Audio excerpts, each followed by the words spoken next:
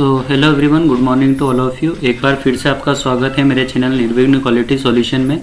जैसा कि हम इंटीग्रेटेड मैनेजमेंट सिस्टम अवेयरनेस की इफेक्टिवनेस बढ़ाने के लिए जो भी हमारा चैनल है उसके लिए लगातार कोशिश कर रहा है, और उसके लिए जो हमारे क्लासेस हैं उसमें हमने 2 से 4 लेक्चर अभी कवर किए हैं, जिसमें हमने स्टार्टिंग किया था इंट्रोडक्शन पार्ट से। देन उसके बाद हमने साइट टूर को कवर किया है। साइट टूर के बाद में हमने टॉप मैनेजमेंट से इंट्रैक्शन का part, then logistic and marketing department को कवर किया था। इसके बाद हमने मैनेजमेंट रिप्रेजेंटेटिव को कवर किया है। उसके बाद में एचआर डिपार्टमेंट को कवर किया है। इसी एचआर डिपार्टमेंट में हम आगे बढ़ते हुए, जैसे कि मैंने आपको बताया था कि एचआर के साथ में ही हम इमरजेंसी, सेफ्टी एंड लीगल को कंसिडर करने वाले हैं। तो इसी के साथ हम आगे बढ़ रहे हैं निर्विघ्न क्वालिटी सॉल्यूशन में आगे की अवेयरनेस बढ़ाने के लिए। हमारा जो आज का टॉपिक होने वाला है वो होने वाला है इमरजेंसी और सेफ्टी के ऊपर। Let's discuss. देखते हैं, वेट फॉर 2 मिनट। जैसा कि हमने एचआर डिपार्टमेंट का पिछले वीडियो जो हमारा लेक्चर नंबर 7 था उसमें हमने जो बात करी थी वो एचआर डिपार्टमेंट से रिलेटेड जो भी हमारे ऑब्जेक्टिव टारगेट्स या जो भी हमारे डॉक्यूमेंट्स एविडेंस होते हैं जो कि ऑडिट के दौरान मांगे जाते हैं, उन सभी के बारे में हमने बातचीत की थी। उसी को आगे बढ़ाते हुए हमने एचआर के साथ में ही एक आगे का पार्ट जो है वो कंसिडर किया हुआ है रिगार्डिंग इमरजेंसी एंड सेफ्टी। तो जब भी आपका एचआर के साथ में या इमरजेंसी या सेफ्टी का अलग से ऑडिट होता है तो सबसे पहले जो आपसे चीज़ें मांगी जाती है उसका जो फर्स्ट डॉक्यूमेंट आपसे मांगा जा सकता है वो हो सकता है incident accident investigation report with employ engagement. मतलब कोई भी आपकी कंपनी में कुछ नियर मिस या कोई इंसिडेंट या कोई एक्सीडेंट हुआ है तो उसका कुछ रिकॉर्डिंग आपके पास में होना चाहिए, जिसमें एम्प्लॉय का कंट्रीब्यूशन से मतलब ये है कि उसमें वर्कर का पार्टिसिपेशन किस तरीके से रहता है, वर्कर इंसिडेंट एक्सीडेंट या नियर मिस आइडेंटिफाइड करने में किस तरीके से सपोर्ट करता है, उसका प्रॉपर एविडेंस होना चाहिए। जिसके लिए आपके पास एक प्रॉपर फॉर्मेट नंबर अवेलेबल होना चाहिए जिसमें आप उस एक्सीडेंट को एविडेंट करते हैं। आपका गवर्नमेंट के हिसाब से कुछ अगर फॉर्म नंबर 32 वगैरह अप्लीकेबल होते हैं तो उसके लिए भी आप रजिस्टर मेंटेन कर सकते हैं, बट कोशिश कीजिएगा कि इंसिडेंट एक्सीडेंट इन्वेस्टिगेशन रजिस्टर आपका सेपरेट मेंटेन हो। उसमें जो भी आपका डॉक्यूमेंट होगा उसमें डिटेल हो सकती है कि किस डेट में इंसिडेंट या एक्सीडेंट हुआ है, किस डिपार्टमेंट में वो एग्जैक्ट इंसिडेंट या एक्सीडेंट हुआ है, उसकी एग्जैक्ट लोकेशन कहाँ थी, 100 फ्लोर में या मशीन नंबर पर। इसके अलावा उसमें जो भी वहाँ पर इन्वेस्टिगेशन ऑफिसर थे उनके बारे में डिटेल्स आ सकती है। जिस व्यक्ति के साथ में वो इंसिडेंट हुआ है उस व्यक्ति की डिटेल आ सकती है, और किस व्यक्ति ने उसको रिपोर्ट किया है एक्सीडेंटली वहाँ पर, इमिडिएटली किसने इंसिडेंट को रिपोर्ट किया है, वो सारी चीज़ों की डिटेल आ सकती है। इंसिडेंट का डिटेल आ सकता है, लाइक स्पिलेज हो सकता है ऑयल का, फायर सिस्टम में कोई आग लगने के चांस हो सकते हैं। इस तरीके के कुछ भी एक्सीडेंट आप आइडेंटिफाइड कर सकते हैं, और उसका कंटेनमेंट एक्शन या करेक्टिव एक्शन आपने किस तरीके से लिया है वो भी आप उसमें डिटेल्स आपके इंसिडेंट एक्सीडेंट रजिस्टर रिकॉर्ड में होना चाहिए। इसके अलावा अगर हम आगे बढ़ते हैं तो हम आगे बढ़ते हुए बात करते हैं इमरजेंसी इवैक्यूएशन प्लान, या जो आपका fire layout factory layout plan होता है, जिसमें आप इमरजेंसी में जब भी कुछ चीज़ें होती है तो आपको कहाँ से एग्जिट करना है, कहाँ पर आपके फायर एग्जीक्यूशन की लोकेशन होगी, कहाँ पर आप हो और कहाँ पर भागोगे, ये सब चीज़ें आपके इमरजेंसी इवैक्यूएशन प्लान में अवेलेबल होती है with mark you are here. तो आप इंश्योर कीजिए कि आपकी कंपनी में इमरजेंसी इवैक्यूएशन प्लान अवेलेबल हो, और इसका एक जो मेन कॉपी हो वो मेन गेट पर डिस्प्ले हो, और जो भी आपके सेपरेट सेक्शन से वहाँ पर भी एक कॉपी इसकी अवेलेबल हो।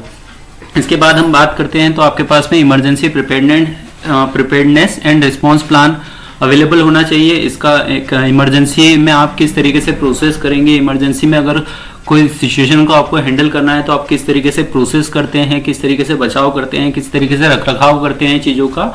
इसके लिए आपके पास एक इमरजेंसी का प्रोसीजर होना चाहिए कि आप कोई इमरजेंसी अगर आपके यहाँ पर आने वाली है तो उस इमरजेंसी को अटेंड करने के लिए आपके पास पहले से क्या प्रिपेयर्डनेस है और उसके अगेंस्ट में आप कैसे रिस्पॉन्ड करने वाले हैं। तो ये पूरा जो आता है ये आता है आपका emergency preparedness and response plan. इसको हम डिटेल में रिव्यू करेंगे हमारे, जब हम इसे नेक्स्ट लेक्चर में बातचीत करेंगे इनके ऊपर डिटेल डॉक्यूमेंट के बारे में, तब हम इन चीज़ों को रिव्यू करेंगे।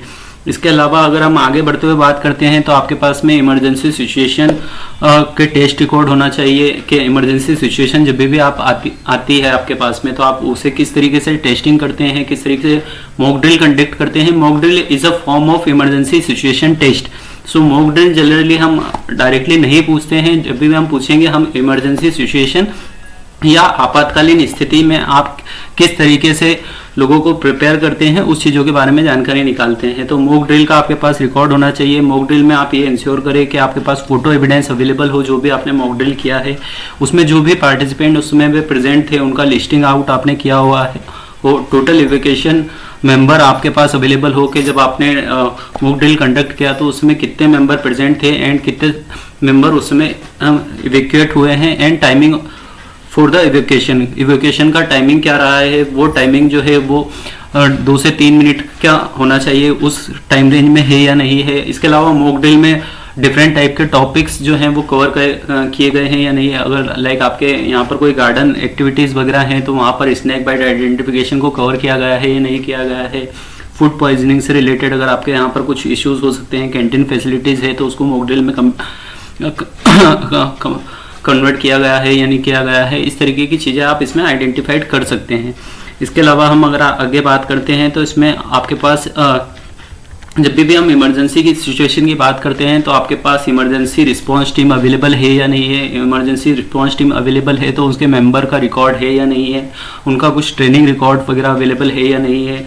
इमरजेंसी रिस्पांस टीम का किस किस टाइप से ट्रेनिंग हुआ है, लाइक फर्स्ट एडर अगर हैं हमारे पास में तो फर्स्ट एडर का रेड क्रॉस सोसाइटी या किसी अलग फर्म से कुछ ट्रेनिंग वगैरह हुआ है तो उसका रिकॉर्ड हम ड्यूरिंग ऑडिट वेरीफाई कर सकते हैं। इसके अलावा आपके पास जो भी फायर एक्सटिंग्विशर या जो भी होज रील वगैरह इस तरीके के कुछ फायर इंस्ट्रूमेंट होते हैं, फायर एक्सटिंग्विशर वगैरह जो इंस्ट्रूमेंट है इस तरीके के कुछ इंस्ट्रूमेंट होते हैं तो उसको हम लिस्टिंग आउट उसका देखते हैं कि आपने उसको लिस्ट आउट किया है या नहीं किया है। इसके अलावा उनका जो टेस्टिंग स्टेटस है वो क्या है, आपने उसका टेस्टिंग का फ्रीक्वेंसी किस तरीके से डिफाइन कर रखा है कि जो भी आपके फायर एक्सटिंग्विशर है उसको आपको मंथली वैलिडेशन करना है, जो भी उसका हाइड्रो टेस्ट है वो एक्सटर्नल एजेंसी से करवाना है। सो इस तरीके की चीज़ें आपने कवर की है या नहीं की है। इसके अलावा आपने उसका प्रॉपर प्रोसीजर बनाया हुआ है या नहीं बनाया है। इस तरीके की चीज़ें हम इमरजेंसी सेफ्टी ऑडिट के दौरान देखते हैं। इसके अलावा फायर एग्जीक्यूशन पे आपने प्रॉपर आइडेंटिफिकेशन एंड नंबर किया है, नंबरिंग किया है या नहीं किया है, क्योंकि ये आइडेंटिफिकेशन एंड ट्रेसेबिलिटी के लिए बहुत ज़्यादा जरूरी है। यहाँ पर आपके पास मल्टीपल फ्लोर में मल्टीपल लोकेशंस में फायर एक्सटिंग्विशर के सीरियल नंबर से हम आइडेंटिफाइड कर सकते हैं कि यहाँ पर किस तरीके का फायर सिलेंडर है।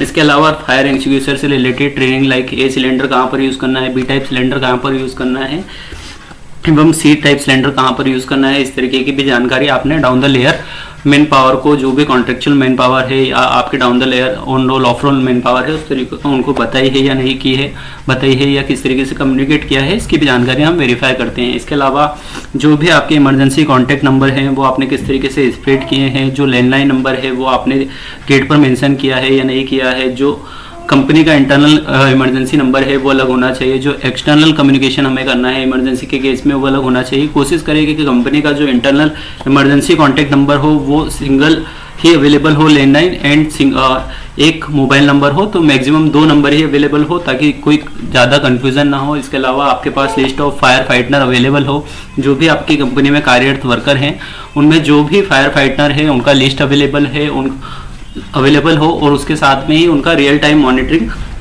किया जा रहा हो। डेली बेसिस पे उनका रियल टाइम मॉनिटरिंग प्रेजेंस हमें देखना जरूरी होता है कि उनमें से कितने बंदे प्रेजेंट है, कितनी मैन पावर प्रेजेंट है।